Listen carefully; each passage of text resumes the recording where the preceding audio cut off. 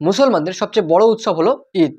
এই ঈদের উৎসবে আমরা প্রত্যেকেই চাই নিজের একটা ফটোকে ভালোভাবে সাজিয়ে ব্যাকগ্রাউন্ডে ঈদ মোবারকস লিখে আর ঈদের বিভিন্ন থিম দিয়ে সাজিয়ে একটা স্ট্যাটাস দেওয়া। কিন্তু আমরা অনেকেই এই ফটো তৈরির প্রসেসটা আমরা জানি না।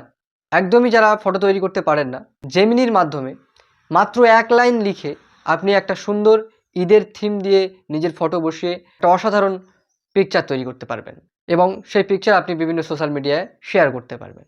চলুন এই জেমিনি দিয়ে ফটো তৈরির প্রসেসটা আজকের ভিডিওতে জেনে নিই। অনেকে বিভিন্ন ফটো তৈরির থিম দেখায়, কিন্তু অনেক লেন্দি প্রসেস হয়, অনেকেই পারে না। তাই বলছি আজকের ভিডিওটা দেখুন এবং আপনার ফটোটা কুইক তৈরি করে নিন। তো আপনারা স্মার্টফোনের স্ক্রিনটাকে অন করে আপনাদের ফোনে থাকা প্লে স্টোর অ্যাপ্লিকেশনটাকে অন করবেন। এরপর আপনারা সার্চ বারে লিখবেন জেমিনি। তো জেমিনাই লিখে সার্চ করলে আপনাদের সামনে এরকম একটা অ্যাপের লোগো ওপেন হবে, গুগল জেমিনাই। এটাকে আপনারা ডাউনলোড করে নেবেন।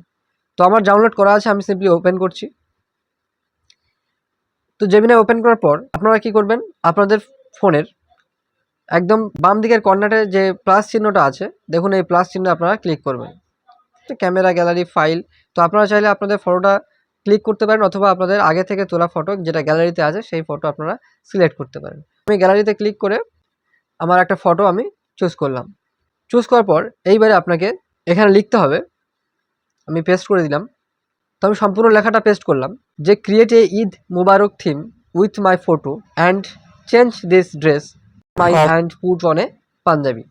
আপনারা চাইলে আমাদের ডেসক্রিপশান বক্সে আমি এই লেখাটি লিখে দেবো, সেখান থেকে আপনারা কপি করে পেস্ট করে দিলেও হবে।